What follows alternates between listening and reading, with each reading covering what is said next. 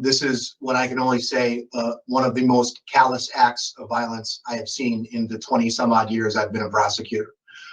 This individual that sits before you walked up to two people on the street, shot one in the back of the head, shot the other who was standing, and once they were on the ground, executed them.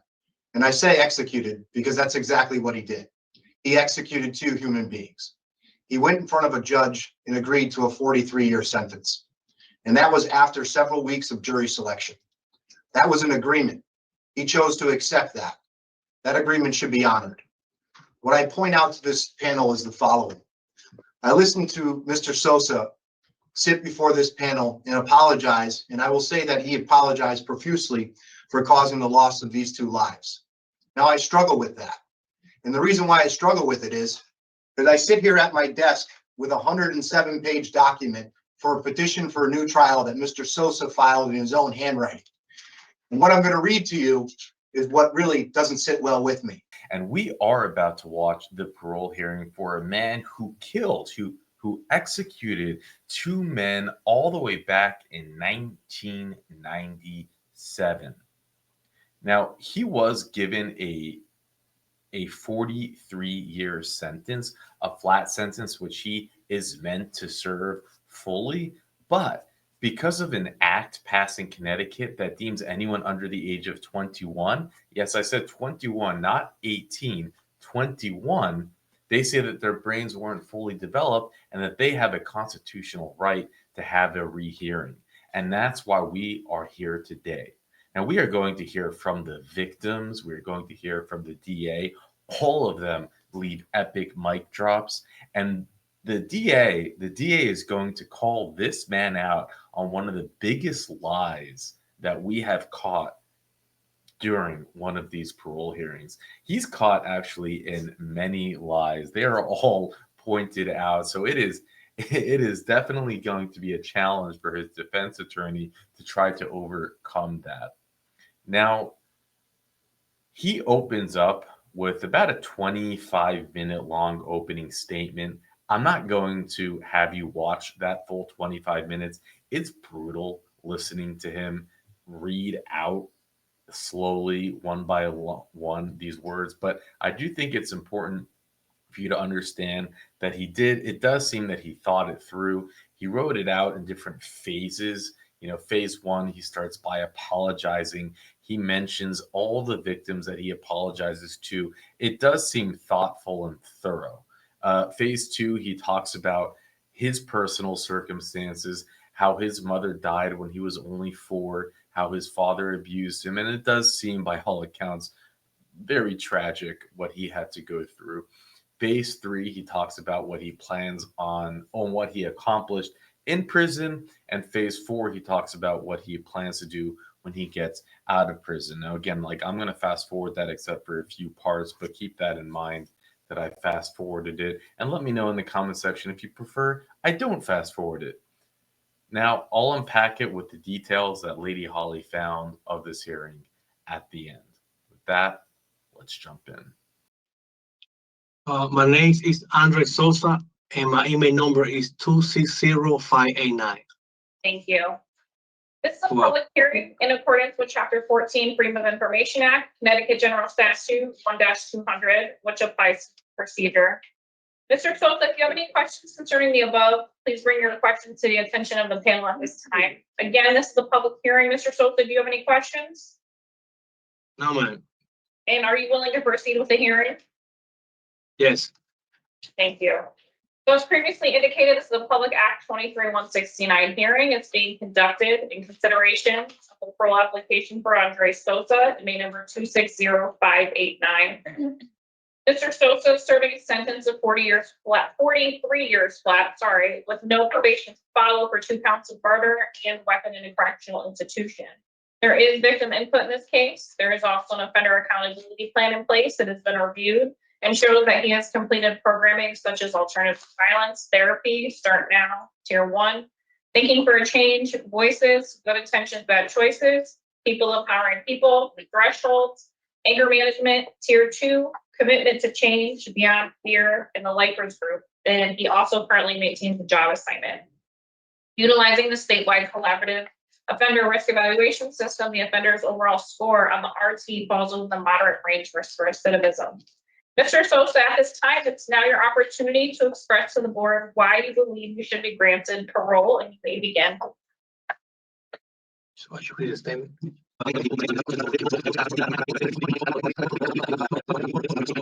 I want the victim families to know I always think about their loss.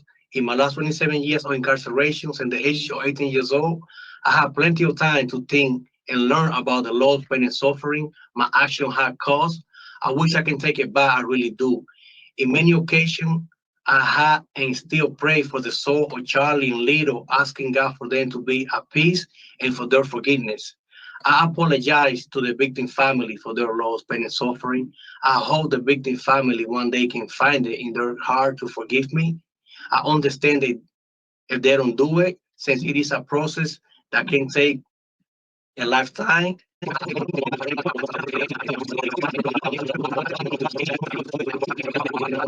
Diploma. I took bokeh classes in June. In 2004, I became a certified electromechanic with the state of Connecticut Unified School District 1. I decided to invest in my education again, and in January 29, 2008, I became a certified legal assistant paralegal with the Blackstone Career Institute with an average of 91.29%. I wanted to continue further my education, so I did apply in 2002 and in 2004 to Wesleyan University. I did make it past the admission test, but they told me they didn't have a spot for me. I did not let that discourage me in not continuing in education, so I applied for bokeh education, and I started commercial cleaning in 2004, in June 2004. Since then, I've been certified over 22 times.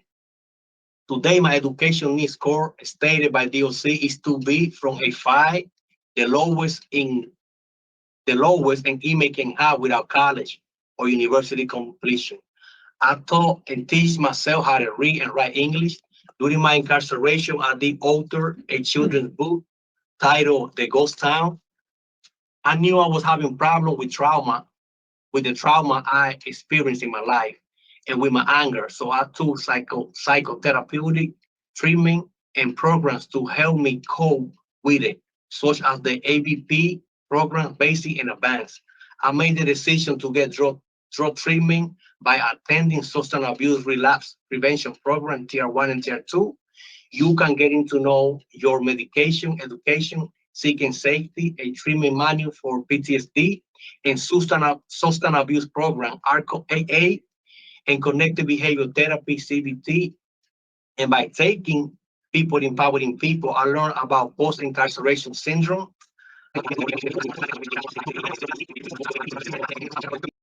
Getting a phone, work, healthcare, insurance, therapy, open a small bank account, get a learning driving permit. My main range goal consists of obtaining driving license, buy a used car, get car insurance registration, find love.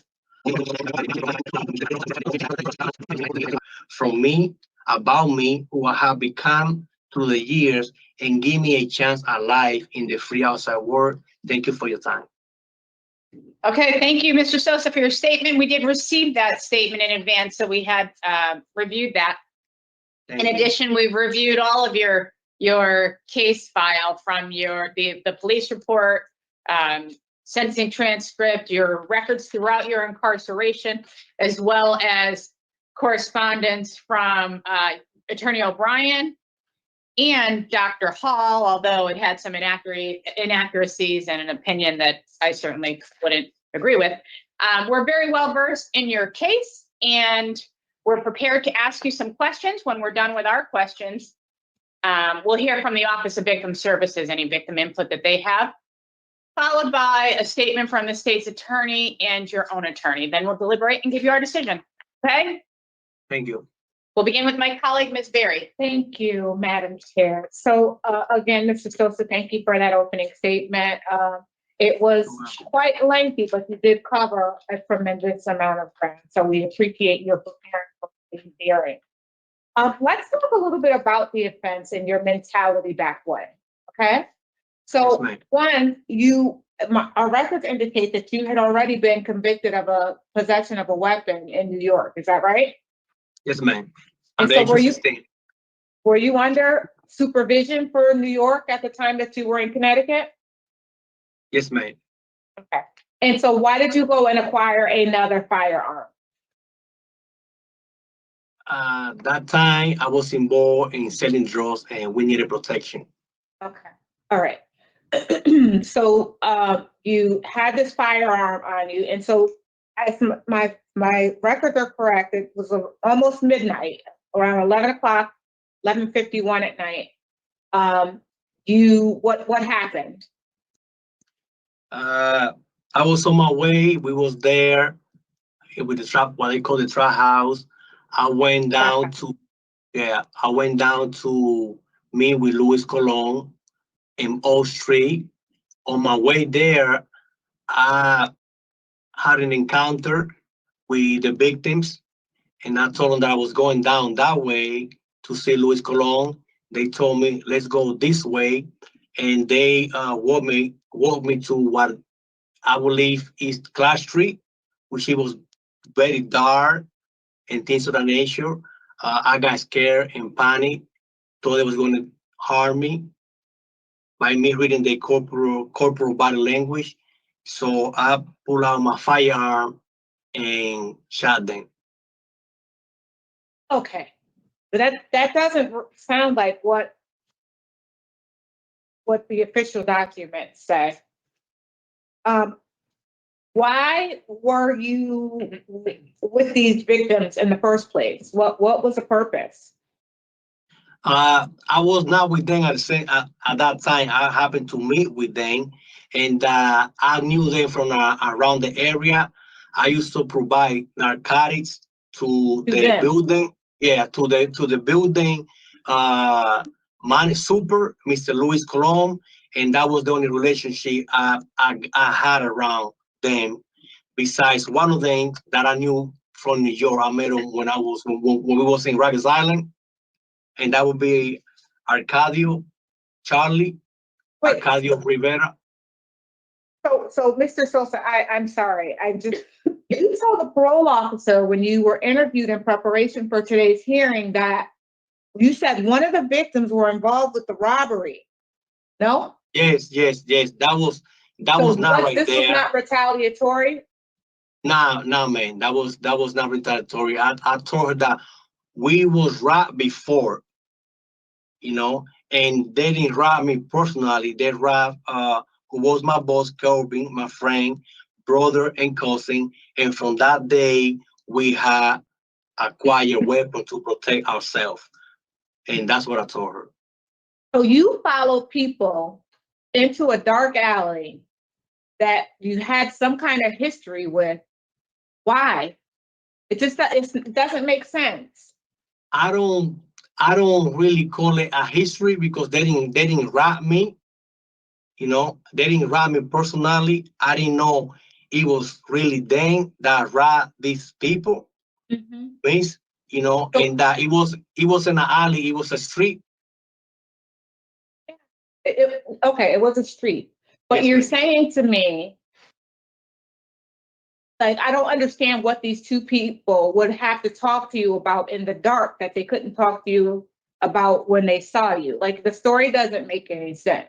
Exactly, me. So I don't know. They just told me that we was going to go over there and see Louis, and I followed them in And Clash. so if you had no intentions, Mr. Sosa, of committing these murders, why did you shoot? The witnesses said that you stood over this victim you shot once already, and he was lying on the ground, and you shot 2 more times? That's what the record reflect. Yes, I shot one. They said only 3 times, and the other one 2 times. And then so that wasn't enough, and then you ran behind the other guy and shot him too? I don't think that I ran after nobody. I just point that direction and I shoot, and that's it. But I didn't chase nobody. Wasn't the other person trying to leave the scene? I just see somebody moving mace and going down that way, and I shot the individual. Yeah, this was a lot, Mr. Sosa. I mean, honestly, one, you weren't even supposed to have a weapon on you because you were a convicted felon. And two, Yes, ma'am. then you go out into the community with this weapon, with thinking that you're going to protect yourself, and you're putting other people at harm. And two people lose their lives because one, you're not licensed to carry a weapon, and two, you weren't trained to. And those bullets really could have hit. And people saw what you were doing from their windows in their houses. Okay, so now let's move forward. So now we come into how long after you committed these crimes were you arrested? What was the time between those two? Like 3 days after. Okay. So where were you in those 3 days? In the same area, I was in Hartford and in Britain. So did you know that they were looking for you? No. Did you know that you killed two people? Yes, ma'am. So why didn't you go to the police? Because you knew that they were investigating, right? I would imagine, yes, ma'am. You know, I didn't went to them because at the time, like I say, I was young. I was really adolescent, and I was living by the code of the street at that time. Okay. And so what were you telling people about what you did? I didn't tell nobody about what I did, miss. I wasn't going around bragging and things of that magnitude and nature. This is the first time I really talked publicly to somebody besides my attorney, my former attorney. I had never talked to nobody really about this incident because I don't feel comfortable about it. I'm not proud about this, miss. Yeah. Well, you shouldn't be. And it's a pretty serious crime. So I can understand why it's uncomfortable to discuss. But that's why we're here today. We're not here to, relitigate your case or determine your guilt or innocence. We're discussing the crime to get some clarification on what actually occurred. So let's I thought that I saw. Okay, so now you come into the prison and you accumulate 47 disciplinary infractions. Yeah, And one of them DR. resulted in an outside charge? Yes, ma'am. Why? 9 years ago. Why? Because they say I have a dangerous instrument. Who's that? A shame. Oh, the officers. Did you have a shank? Yes, ma'am. I took full responsibility of that. So well. it wasn't they say. It should be more of I had a shank. Oh, yeah. I apologize for the way that I expressed myself. Yeah, it's just, and so you received how much time for bringing the weapon into the correctional facility? Oh, I didn't bring it. I manufactured it with something. It says you were in possession of a weapon in a correctional institute. Yes, how much additional time did you get? 1 year. Okay. And so I'm just looking at your disciplinary infractions. You got 47. Your last ticket was in January of 2020. So that's about 5 years ago. Yes, But ma'am. in between that time, you received several threatening tickets, public indecencies, contrabands. What was going on, Mr. Sosa? Sorry. Were you not given a handbook or a manual of what the rules were in the facility? They give you a manual and to what the rules are in the facility, but going to the time, I wasn't fully mature at that time. Prison issue, I'm not gonna lie. You're 46, so at 41, you weren't fully mature you knew that you weren't supposed to be threatening people? Oh, I thought you was talking about, I'm sorry about that. Yeah, I know. I mean, if you specifically tell me which DR, what day was talking about. There are 47 of them. We can be talking about their DRs for 3 hours. Yeah, but I did two responsibility on my action, and I did do two anger management program to address that behavior, miss. Okay. In 2004 and 2008, and you're still getting threatening DRs in 2019? Right. Yes. I mean, did- Say it. it really is. And the issue that we're having with the nature of your disciplinary infractions, Mr. Sosa, is that I mean, after having committed such a serious crime where two people lost their lives, coming into the facility and displaying any kind of aggression, fighting, threatening, all that just to us shows a continuation of the behavior that was displayed out in the community. So that's the connection that we made with those. So it's kind of like the programming that you participated in, and you did a ton of programs. You really have. And I congratulations on receiving your GED and for getting your commercial cleaning certification. And I saw that you completed the paralegal program. So all of those things are very positive. But in the same vein, you have so many disciplinary infractions. It's really difficult to decipher whether or not you really have gained any insight or any tools going forward. Miss, I have like the definition of the last ticket they gave me for training. It was about I needed a shower before I go to medical. Cranny was out, and I was joking with Emmett Dixon. And the officer said you can come out. So I'm telling Dixon, me and him joking, that you better learn how to duck when I come out, and we laughing. You know, the officer took it. The officer was sitting at the board. I even made it out of my cell, mace. And he took it and he wrote that a third. Because I'm telling Prisoner Dixon, he better learn how to duck when I come out, but we're just joking. And the reason why we came to that conclusion, it was because before I had take shower when that section of the unit was out, and there was no problem. So we was making a joke about it, and I cannot change the officer mind when he wrote these ticket or that nature. If they took it like that, I say what I say. Yes, Why I didn't you say fight the ticket then? because back then I couldn't stay in cell for 45 days when I can just get out in 5. Okay, well, Yes, it's true. Yes, it's true. You know, I couldn't stay in cell for 45 days. It ain't like now that they changed that policy that you cannot be in cell for more than 5.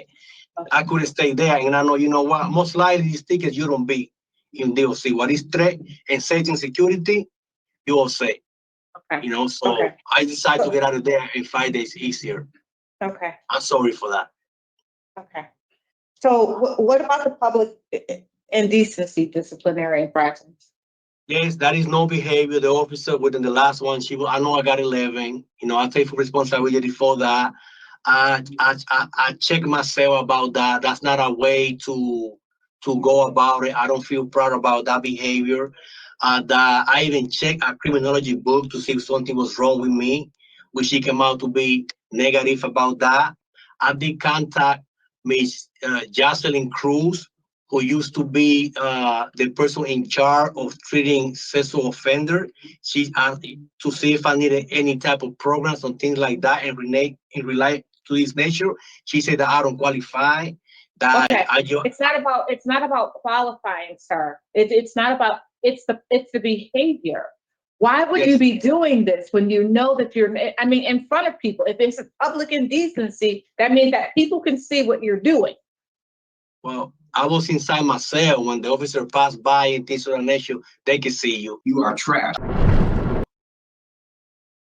I wasn't out of my cell. Okay.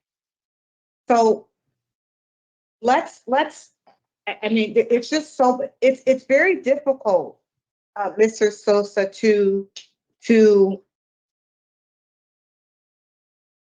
say definitively that you're done with your life of crimes and that you've demonstrated adequate institutional adjustment when you have this many disciplinary infractions and you really doesn't sound like you're really accepting responsibility for your actions. And why, when it was time for you to go before the judge at your sentencing, did you take the Alford plea?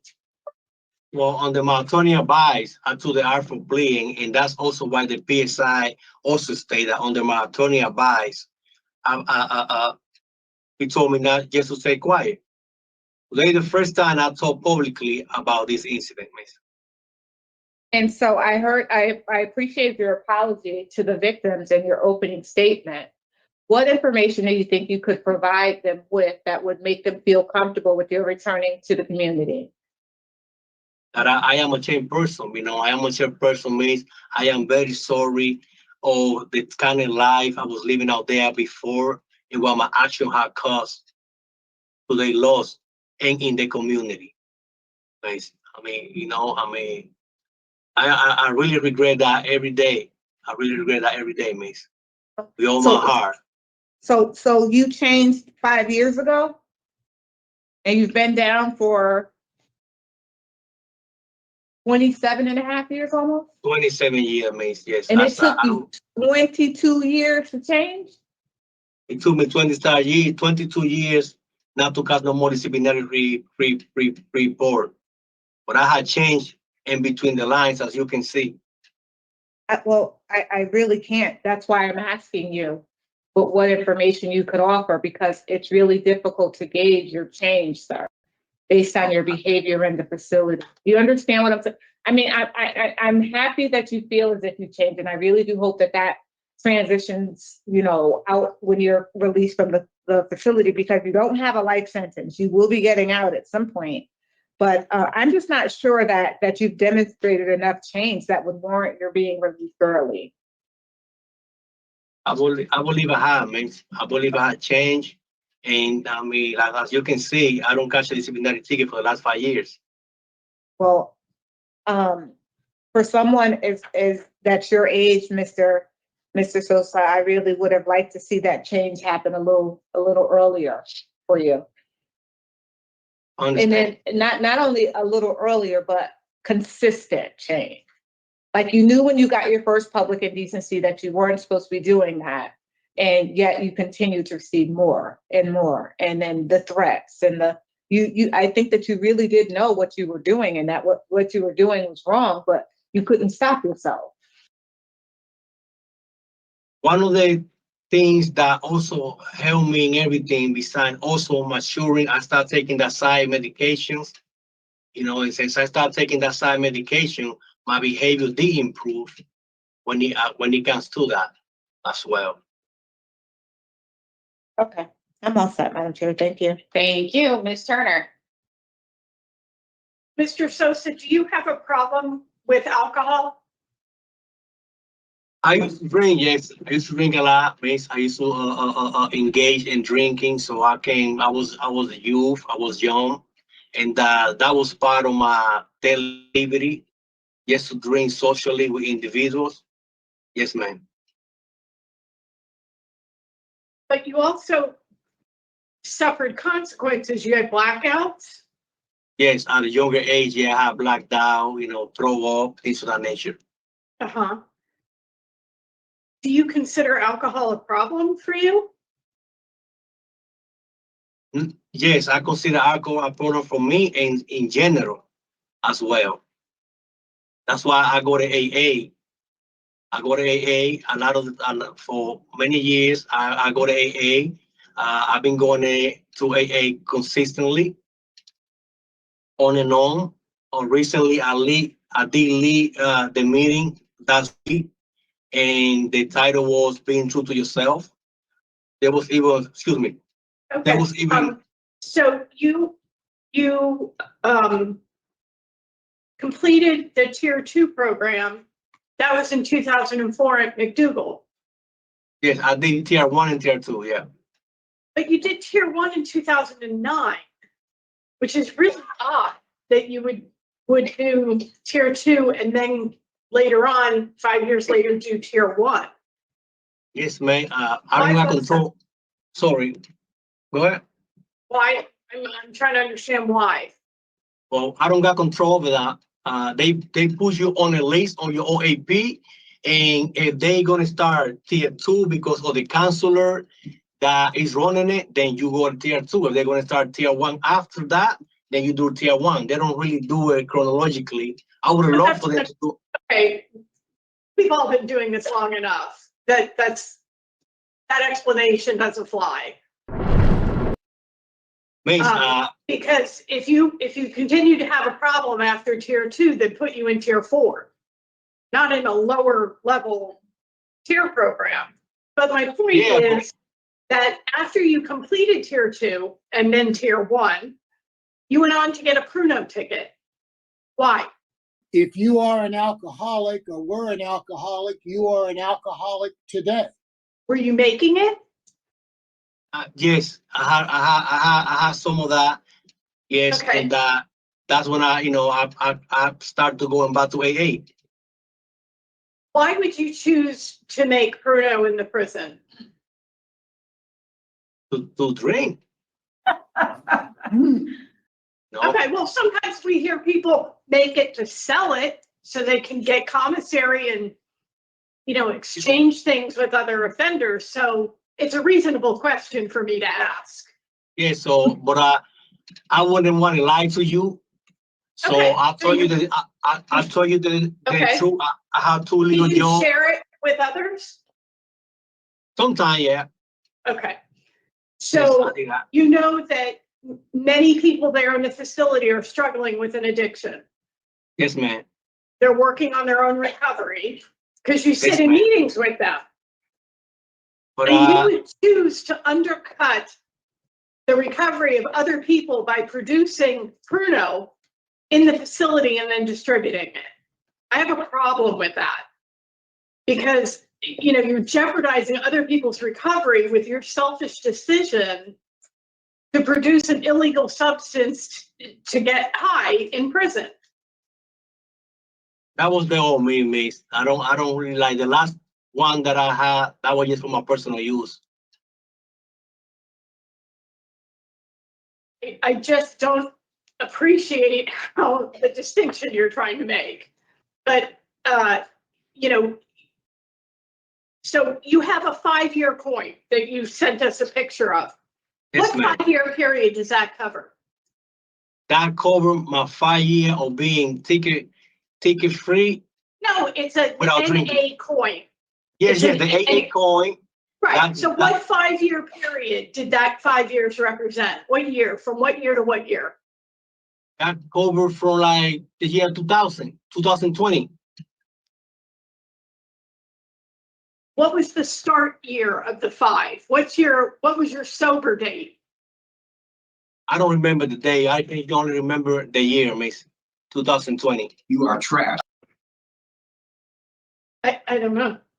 So you're saying the coin covers 2020 to 2025? October 2025, by the way. So that's Which, 5 years. it isn't up to 2025 yet. Why would you have a 5-year coin? I don't drink Mason since I got that ticket. I didn't even have the Well- chance to drink it. Too bad.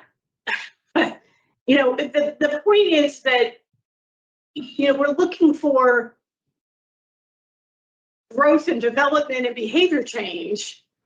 And I get that, recovery is not linear and that you can backslide. But, you clearly have a problem with alcohol. If, blackouts is one of those big red flags, that it is a problem, a substance that has a problem for you. That happened when I was young, when I was out in the street, when I was younger. It didn't happen But- during my incarceration. I know that, but it's still an indicator that that is a problem substance for you, not just at the time that you had the blackout, but as a fact about you and alcohol. Do not mix. Do you see that? Yes, man. I had admitted that the reason as to why I keep going and assisting and going to AA, because I know that is a problem.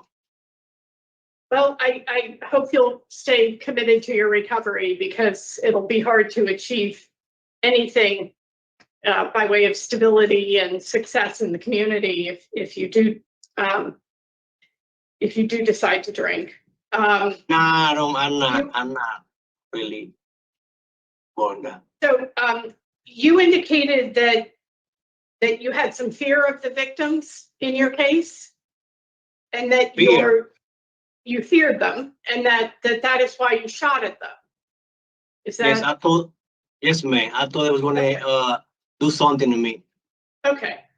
So why, when they were both lying on the sidewalk wounded, did you continue to shoot them and not leave? If you were afraid for your safety, a normal reaction would be to flee, to get to someplace safe. But instead, you acted with all inhumanity and shot your victims additional times when they posed no threat to you. And can I answer to that? Yes, And he's going to answer you. and yeah, and I am very sorry for my action, as I had explained in my statement. You know, that was the old me. I was high on cocaine at the time. So, you know, I wish. I understand the circumstances, Mr. Sosa, but it sounds to me today like you're offering those as excuses for the choices that you made to kill two people. There's no excuse for that, miss. Only thing I can do is show my repentance and my remorse for this action, for the pain and suffering that I had caused to everybody. And serve your sentence. Okay, thank you for answering my question. Thank you, Madam Chair. Thank you, Ms. Turner. Okay, at this point, we'll turn to the Office of Victim Services for any input they may have. Ms. De Jesus, thank you for joining us. Good afternoon, board members. I do have two statements that I will read, and then I also have the brothers of Mr. Rodriguez via Teams. I'll begin. Dear members of the parole board, my name is Sonia Rodriguez, mother of the victim, Juan Carlos Rodriguez, and I am writing to you today in opposition of granting parole. I have lived these last 27 years suffering because of the absence of my son. Every one of his birthdays, every Christmas, every single day is a fresh wound that does not heal because of that individual who today enjoys the privilege of seeking parole due to being a minor at the time he committed this crime. 27 years ago, he had a twisted mind and a perverse heart, which didn't make his hands shake when he violently stole my son's life. And there is no reason to believe that this is still not the case. In that moment, he acted as an adult and not as a minor. He has taken away my granddaughter's right to grow up alongside her father. All I ask is for justice to be served until the very last day of his sentence, and that he might not cause harm to anyone else. Thank you for the opportunity to share this letter with the members of the parole board, to ask you that you deny parole and allow justice to be carried out. Sincerely, Sonia Rodriguez. I will now read a statement from Mr. Rodriguez's sister. Esteemed members of the parole board, my name is Janet Rodriguez. I am the sister of the victim, Juan Carlos Rodriguez.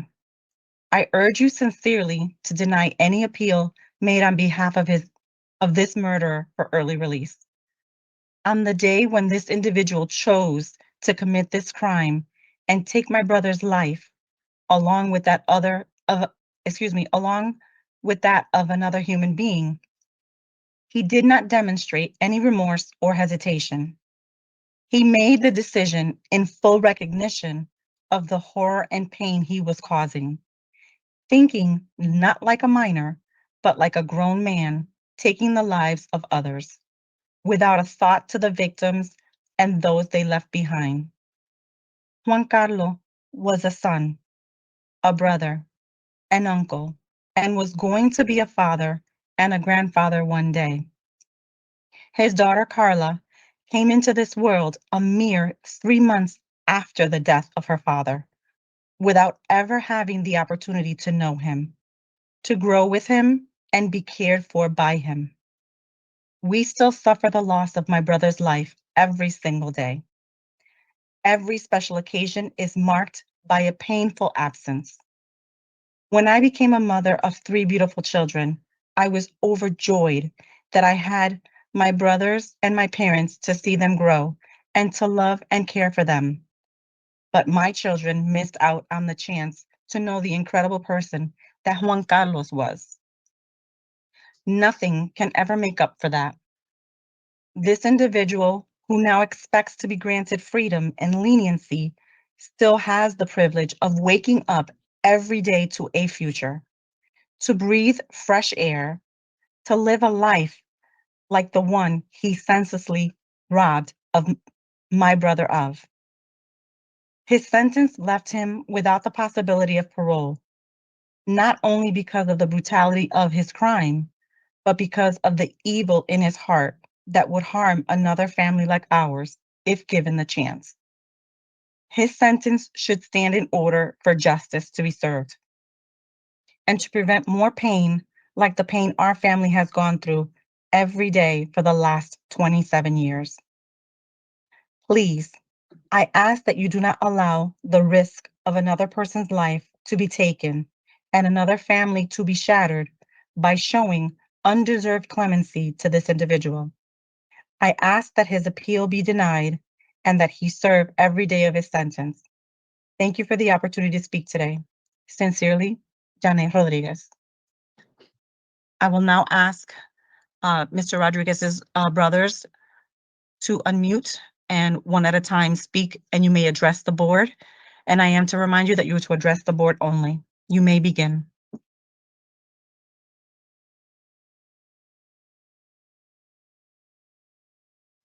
Good afternoon. My name is Gustavo Rodriguez. My brother Juan Carlos Rodriguez is one of the victims in this case. I want to begin by saying that I strongly oppose the parole of Andres Sosa, who was convicted of the brutal and senseless murder of my brother and that of a second person. Granting parole to this individual would not only be an injustice to the victims and their loved ones, but would also pose a serious risk to public safety. The crime committed by Andres Sosa was violent, intentional, and it showed an extreme and complete indifference for human life. He chose to execute 2 people, leaving behind devastation and irreversible pain for my family, friends, and the community. The severity of this crime demands that the full weight of justice be upheld. You see, we were not the only victims that day. The city of New Britain suffered too. The first responders, the EMTs and police officers who responded to the carnage left behind by the cowardly act committed by Andres Sosa, were undoubtedly traumatized by what they saw. The bleeding, lifeless bodies of 2 human beings left like trash on the street. The detectives that had to attend and view the autopsies of 2 young men because of what Andres Sosa did, images that will be forever seared in their memories. Juan has a daughter that he never met, was grown up, excuse me,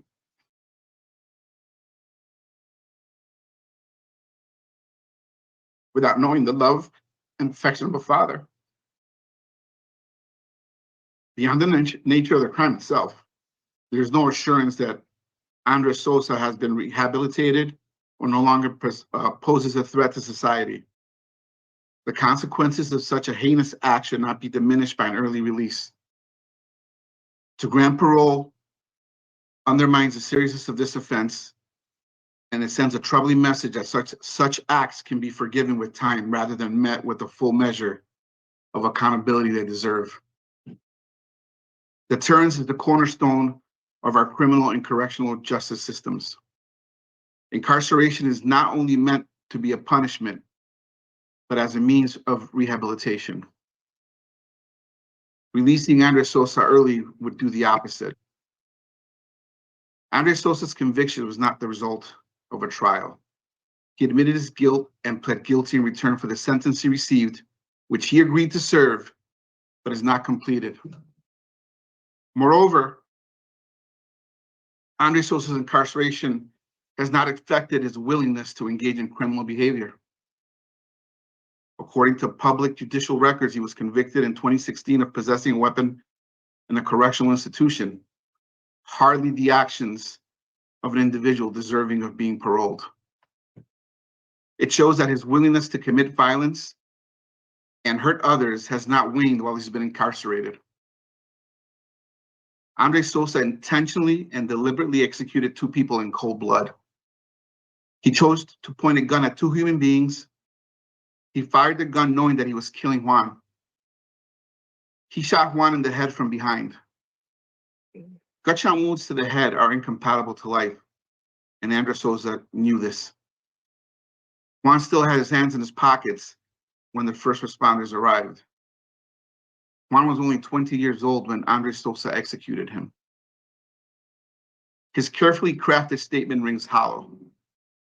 His inability to explain the night of and what led to the murder show that he has not taken accountability for what he did. For these reasons, I respectfully urge the board to deny parole and ensure that Andre Sosa serves his entire sentence. Justice for my brother Juan, my family, the city of New Britain, and the second victim demands nothing less. Thank you for your time. Thank you. Good afternoon. Can you hear me, Melissa? Yes. Okay. My name is Henry Rodriguez. Juan Carlos Rodriguez was my older brother.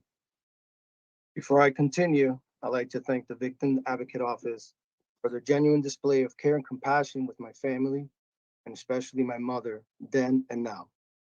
I'd like to thank the New Britain Police Department and the New Britain Superior Court for working tirelessly in 1997 to bring this case to a conclusion.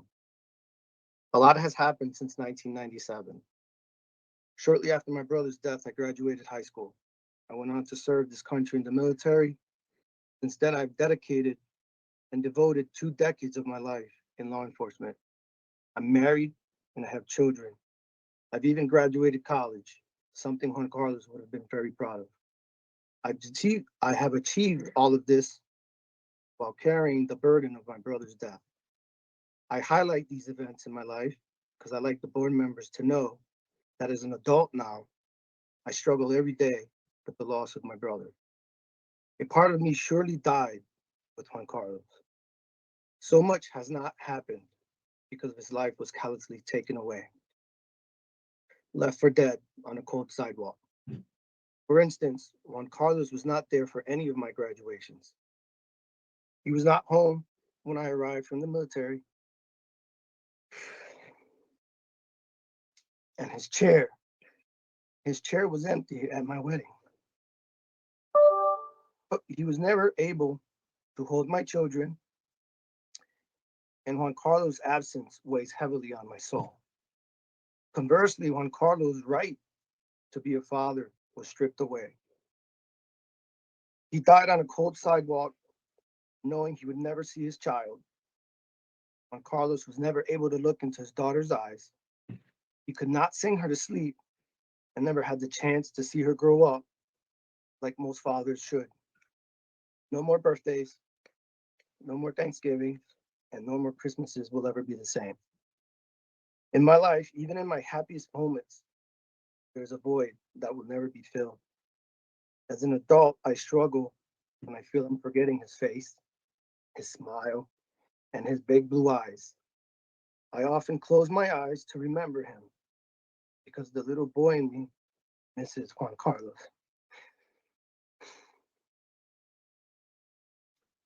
There are no other words I can find that can communicate to the board members the impact that Juan Carlos' death has had on my family and me. Juan Carlos cannot get another chance in life. There's no do-overs for my brother, just old memories. However, if this inmate is granted parole, he gets another chance at life, a do-over who can potentially commit more crimes and be a risk to another human. Lastly, justice was carried out in 2001 when a Superior Court judge sentenced him to 42 years for murdering not one person, but taking 2 lives. And I believe the righteous thing to do here is to deny this person parole. This person does not belong in our community. And I'd like to thank everyone, the board members, for this opportunity to speak on behalf of my brother. Thank you. Thank you. Thank you, board members. That's all I have. Thank you. So at this time, each of the attorneys will be afforded the opportunity to make a statement. We'll begin with State's Attorney Watson. Attorney Watson, if you have any comments, you may proceed. Thank you. Good afternoon, board members and everyone else that's present. Thank you for the opportunity to address you as I normally do. I will tell this panel that I've reviewed this case since I was assigned to it. This is what I can only say, one of the most callous acts of violence I have seen in the 20 some odd years I've been a prosecutor. This individual that sits before you walked up to 2 people on the street, shot one in the back of the head, shot the other who was standing, and once they were on the ground, executed them. And I say executed because that's exactly what he did. He executed 2 human beings. He went in front of a judge and agreed to a 43-year sentence. And that was after several weeks of jury selection. That was an agreement. He chose to accept that. That agreement should be honored. What I point out to this panel is the following. I listened to Mr. Sosa sit before this panel and apologize, and I will say that he apologized profusely for causing the loss of these 2 lives. Now, I struggle with that.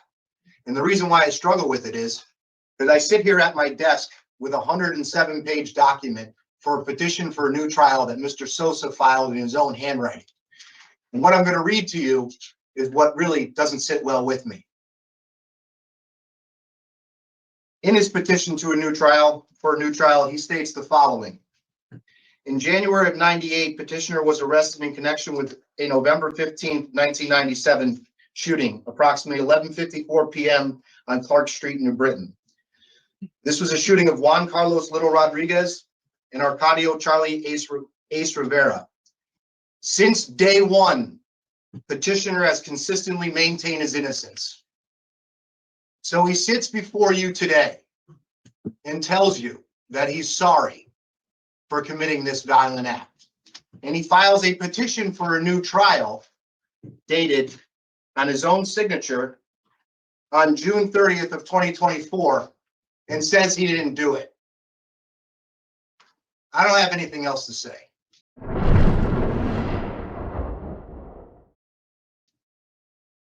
Thank you. Thank you. Thank you, Attorney Watson. At this time, Attorney O'Brien, if you have any final remarks you would like to make, you may do so now. Yes, thank you to the board for the opportunity to present Mr. Sosa's case as to why he should be paroled, and it's our position that he should be. He does show why this special type of parole exists in the first place. And as the board knows full well, it's not a type of parole that's applied for. It's a creature of statute that operates by length of sentence and age of offender. And this is what brings Mr. Sosa today to this before the board. He's a young man without a stable home or a stable family life, driven like so many in that situation to seek acceptance from where he could find it. He did. And he found it with a group of people who, across a couple of different states, were involved with weapons and with drugs and preyed on young men. And he got that acceptance from them. And it was something that a young man of his age at that time couldn't simply control. And it led him down a path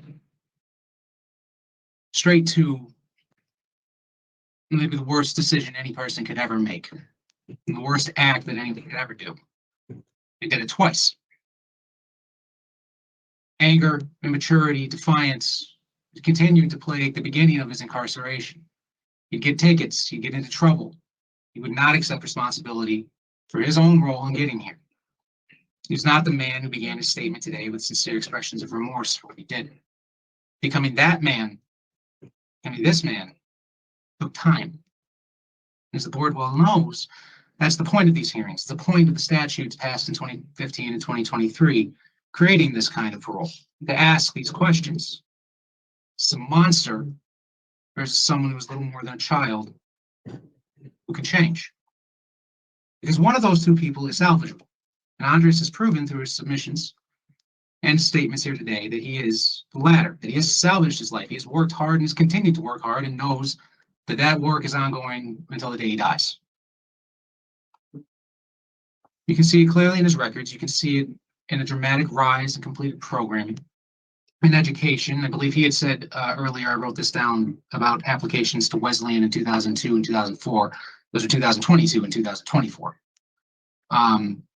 In vocational training for a life that, whether he's granted parole or not, he will be released to one day. He was too young when he was sentenced. He will be released.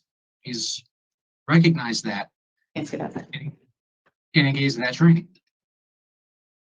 He said at some point in his opening statement about making a decision about going to take tiers 1 and tiers 2. Then it's not a decision. It's OAP. It's required of him. It's expected of him. But I think the important thing to remember is really that, in his own words, about making decisions, you don't get rehabilitated unless you want it, unless you work towards it. So obviously, it's not up to him to satisfy his OAP. He's required to do it. But it does take an investment. It does take a choice to commit yourself to it, to actually get something out of it. I believe he's shown that. The issue of his tickets has come up several times today.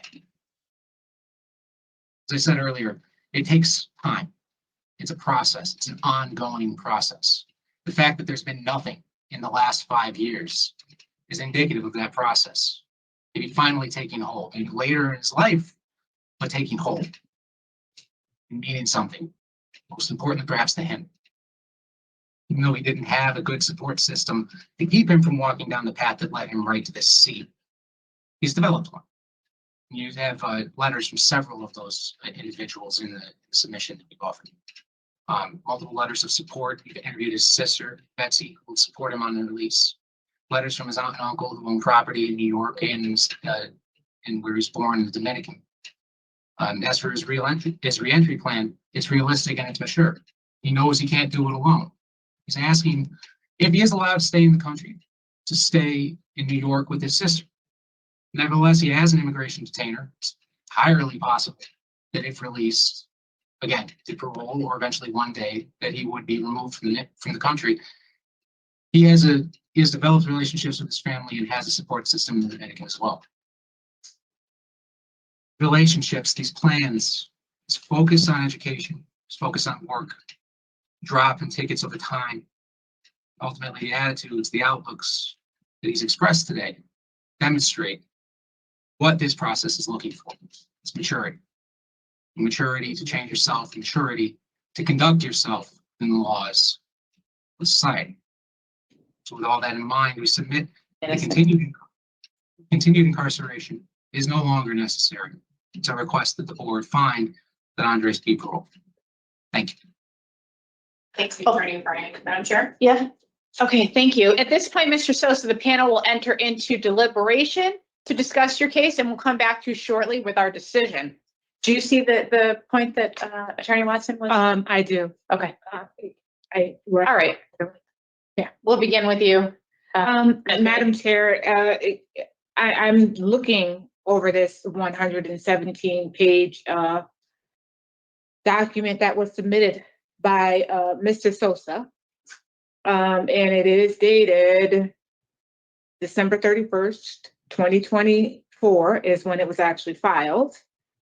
So he is in fact trying to appeal or something his sentence he's doing, but do you see a claim in there that he's innocent, didn't commit the crime? It doesn't say that he is innocent and didn't commit the crime. The basis that I'm seeing is his saying that people were giving false. Well, let's see if Attorney Watson can give us a page. Yeah, number. give us a page number, Attorney Watson, please.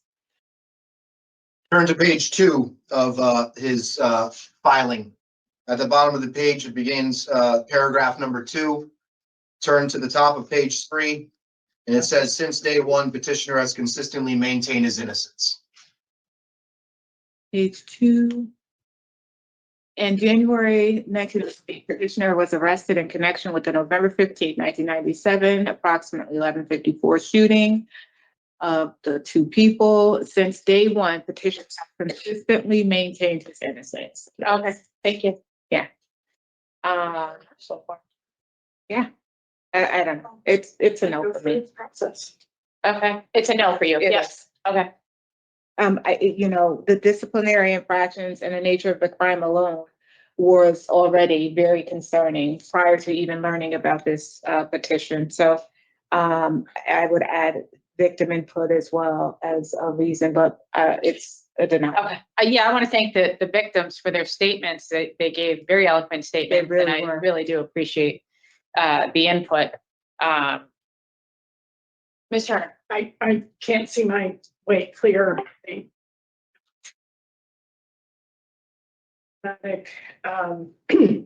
Record inside, just behaviorally, it is a sharp contrast to some of the things that he has achieved.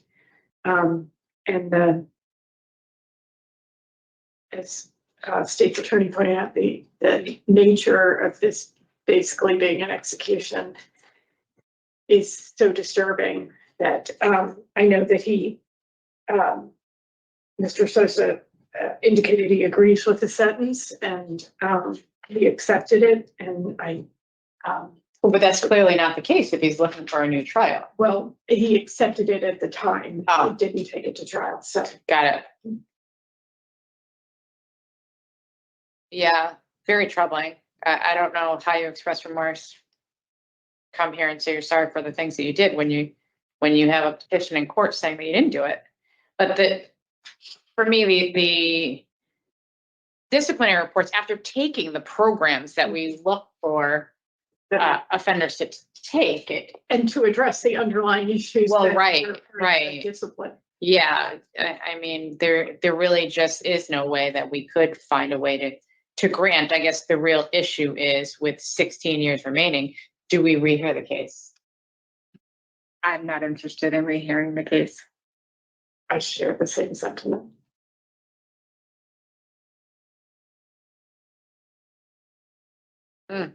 Okay.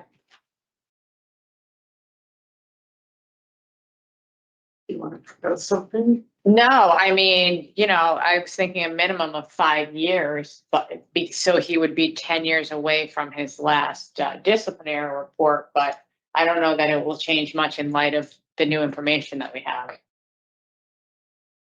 Because I don't know how genuine and sincere anything he brought forward would be at that point. Okay. We're done? Yes. All right, in the matter of Andre Sosa, inmate number 260589, I'll make a motion to deny parole for the following reasons: the nature and circumstance of your instant offenses, the injury and impact to the victims and the victims' families, poor institutional adjustment, and inadequate evidence of offender change. Is there anything further? Is there a second to the motion? Second. All in favor? Aye. Aye. Okay, Mr. Sosa, you've been denied parole. We wish you the best and hope that you will continue to work on yourself. Thank you to everyone for your participation here today. Thank you, everyone. Thank you. This concludes the Public Act 23-169 hearing for Andre Sosa, case number 260589, and it is 1:48 p.m. And 2041 is his full term date. That's what he has to look forward to, unless he somehow wins this appeal where he's claiming that he is not the one. And I got to tell you, how does someone file that appeal? He would have known that this hearing is coming. It's his constitutional right to have this hearing, and to do that, to just have to have the inability to just wait. He could have waited just a few months to file that appeal. He could have waited to see if he was denied here, and he just couldn't do it. I mean, what does that tell you about someone? That's mind-boggling to me. And look at this hearing. The way that this hearing played out, I think, was just one of the most beautiful. If you had never seen a Connecticut hearing before, you would probably think, wow, Connecticut, they got their head on right. They're doing things right. I mean, you had the prosecutor who came in there, and you could tell he's not just going through the motions. He knows this case. He knew like that which page on his 100-something page appeal where he claimed he was innocent. He went through the facts like it was his case that he had gone through himself. I mean, it was beautiful. And then you hear where they even compliment victim services and how well that they've been treated. You hear from the different victims. You hear the mic drops. You hear and then the parole board calls them out on everything. I mean, they even talk about how they call him out on his 12 steps. They call him out on his programming. They call him out on his lies. They call him out on everything. I mean, the way that it was handled from start to finish, I thought was just remarkable. And if you're wondering how come the DA showed up and how come they went through this process in this way, and again, it's because it's an Act 1. What's it called? Oh my gosh, it's slipping my mind right now. It's an Act 23-169 hearing, which is similar if you're familiar with the Louisiana hearings, Act 122. If you're under the age of 18, but in Connecticut, it's not 18, it's 21, and they're trying to push, I think, for legislation to make it under age 25 or 26, which is it's just, that's probably going to happen one day. But if you want to see more of these hearings, let me know in the comment section, because we do have a lot that I can bring to you. They're just different, but I kind of like them personally. I think I like the flow of it, and I like that the DA comes up and speaks. Look at this guy. Look what Holly put together. So this person, he's not, it's quite interesting because he's been a thorn in the side, if you want to say the least, to the Department of Corrections, and he's been able to accomplish a lot. He's got a certain type of ambition that we don't always see in other inmates, but just it doesn't come with the highest, like it's ambition, but without even thinking, really. I mean. Okay, so here it is in 2000. We can go over these articles briefly, but this is his conviction date where he shot both men, right? And what it comes down to is that it seems that he was their dealer, and basically I think they owed him money, so it was a killing. The whole story how he was afraid was BS. Then he tries to sue. This is his first lawsuit against the DOC over not moving cells. So I'm not going to go over these specific articles, but it paints a picture as to how active he's been in suing the DOC. I'm sure he hasn't made any friends. In 2005, this is his appeal, again, for not, let's see, I don't know. We can go over that in a second, but he sues in 2016 over them having to watch him urinate. 2017, he sues over removing his visitor rights. 2017, took DOC to court, as said his violent behavior in prison is cause he needs his own cell due to mental health. So he actually sues him and says, "Give me my own cell. I don't want to have a cellie." In 2020, he sues over discrimination. In 2021, complaining he didn't get the settlement of one of his many cases that he won. So apparently it seems he won a case but didn't get paid. That's quite interesting. He says here that being strip searched is not okay. The act is done when they want to take away your dignity, humiliate you, make you feel less than a human. Being out is left with no clothes on. Yeah, man, you're in prison. And here he tried to sue over delayed healthcare.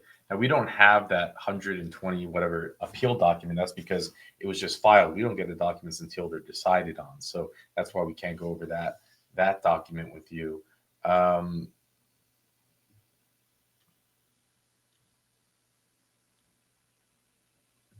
Let's see.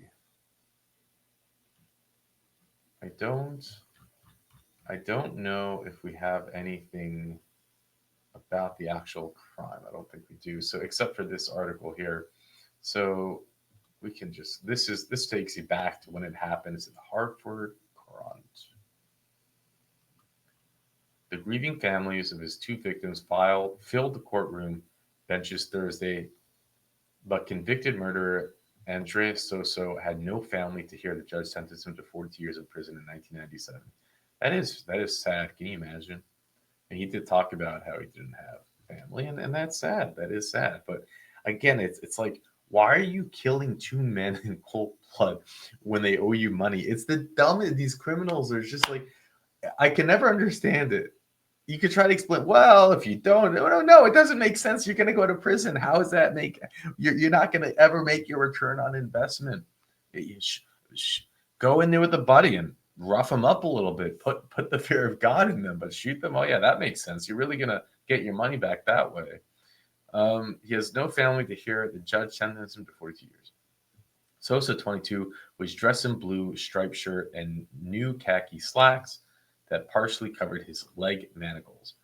Burly marshals and prison guards surrounded Sosa when Superior Court Judge William Wallenberg sentenced the Dominican native to more than 4 decades behind bars.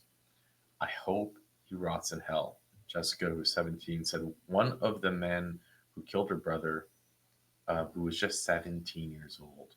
You know, here's the thing they're talking about. They're talking about where they're both, they're talking about like how he's under the age of 21. Meanwhile, the victim's 17. Juan Carlos Rodriguez, 20, the night of November 15, 1997. They could have gotten him on child abuse charges, no? Tell me how that works. If you're 17 and you killed, I mean, aren't you technically killing a child? Police said Sosa gunned the two down in a squabble over they owed him for the Magic Dragon and Pepsi he'd given them to sell. Sosa shot both in the head, ambushing them from inside a vacant Clark Street home as they walked past on a sidewalk. Sosa, 18 at the time, was arrested a month later on unrelated narcotics charges. He gave false name, but police learned his true identity and linked him to the double homicide. He has been jailed in lieu of $1 million ever since. The 42, I do wonder how they caught him, how they looked into it. That's quite interesting. The 40, I mean, I guess we'll find out. The 42-year sentence was reached on April plea bargain just hours before his trial was to start. It allowed Sosa to dodge the possibility of being sentenced to death if found guilty at trial. As Marshall led Sosa off Thursday, he craned his head, scanning the crowd for a relative or a friend. It appeared he found none. Relatives of both victims spoke briefly before being sentenced. How lonely can that even be? Sonia Rodriguez, who had been in court every time the man accused of killing her son was on the docket, said Sosa's actions haunt the family to this day. In the past, family members have described Juan Carlos, the second youngest of Rodriguez's siblings, as a quiet person who loved cartooning and was eagerly waiting for the birth of his fiance's child, his daughter. Carla was born a few months after he was shot dead. The family is still grieving, Rodriguez said in a strong voice, her remark in Spanish translated by a court-appointed interpreter. I would like Sosa to know who he killed. He killed my son. He brought pain to the entire family. I pray to the Almighty God Sosa is going to get paid for the sin he committed. Jessica Rivera, who was so emotional that she at first could not speak to the judge, said, the family believes no sentence can make amends for their loss. I have to compose myself sometimes when I have to sentence someone. I have to make some sense of the violence in our streets, he said. This man I'm sentencing has had a very short life, and it's been disastrous. And it was disastrous, and to think he had a weapons charge in New York, which they barely held him for. You know, on that note, it's interesting. I just saw an article on Paper New York where a man had essayed a 10-year-old boy, pushed him off a 4-story building so that he wouldn't tell the police. The boy somehow lives. Hardly. He was in a coma. He comes out of the coma to tell the police who did it to him, all these broken bones, everything. The guy only does like 8 years in New York prison when he's paroled. And in just 1 month, he essays another child, in an 11-year-old girl. in a stairwell in the apartment.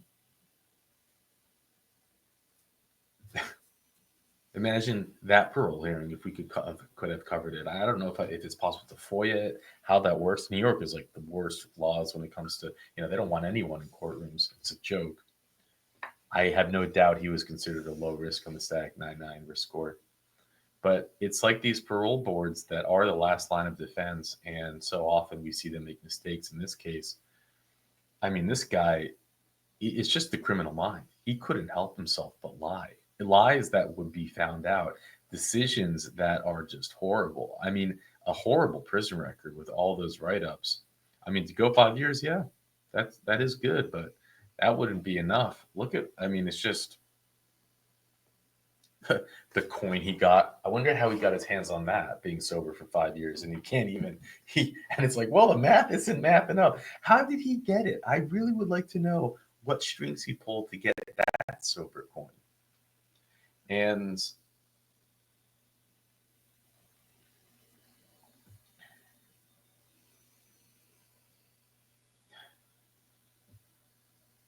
well, there you have it. Thank you, Holly, for pulling together the information. And again, if you want to see more of these 23169 hearings, let me know in the comments section. It could be something. I go through the comments, and if there are only 5 comments that say, hey, I want to see more, that's data telling me you want to see more. If there are only 5 comments that say, I don't want you to fast forward, I take that for what it is. So every comment does matter. And with that, I'll let you go. This is what I can only say, one of the most callous acts of violence I have seen in the 20 some odd years I've been a prosecutor. This individual that sits before you walked up to 2 people on the street, shot one in the back of the head, shot the other who was standing, and once they were on the ground, executed them. And I say executed because that's exactly what he did. He executed 2 human beings.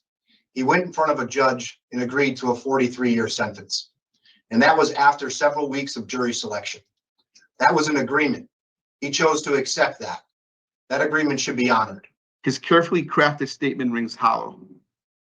His inability to explain the night of and what led to the murder show that he has not taken accountability for what he did. For these reasons, I respectfully urge the board to deny parole and ensure that Andres Sosa serves his entire sentence. Justice for my brother Juan, my family, the city of New Britain, and the second victim demands nothing less.